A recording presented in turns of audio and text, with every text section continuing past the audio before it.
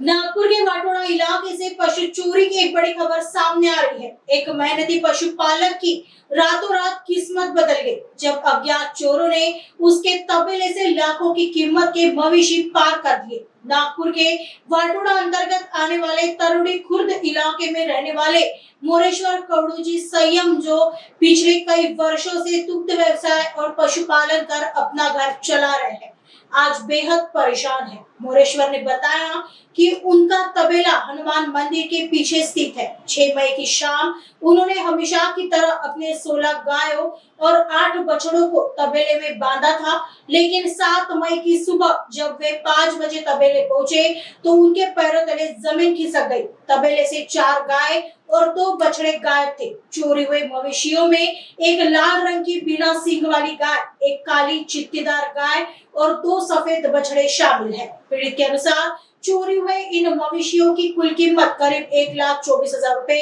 बताई जा रही है। आगे की जांच पुलिस कर रही है। माझ्यासोबत म्हणजे माझे नाव मोरेसरजी सय्याम, राहणार लांटरोडी आणि माझं गायचा तबेला आहे हनुमान मंदिराच्या पाठीमागं। तिथून माझ्या गाई 5 वाजता मी गायच्या तबेल्यावर आलो तर पाहिल्या तर गाई मला दिसल्या नाही। असं मी इकड तिकड हिंडलो, मी विचारलो पुछलो, मला काही माहिती पडली नाही। तर गुरुवार रोजी मी पोलीस स्टेशनला गेलो।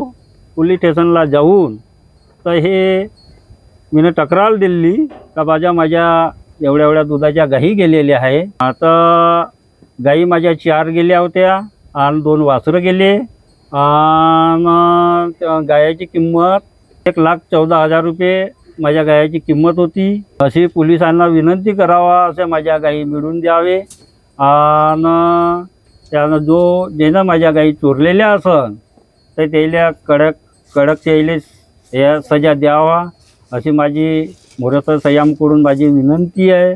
माझं नाव मोरेसर सय्याम। माझा बिझनेस माझ्या आजोबापासून माझा चालू आहे। आता हे तर आतापर्यंत माझा चालूच आहे। माझा परिवार त्या दुधाच्या भरोश्यावर माझा परिवार आहे।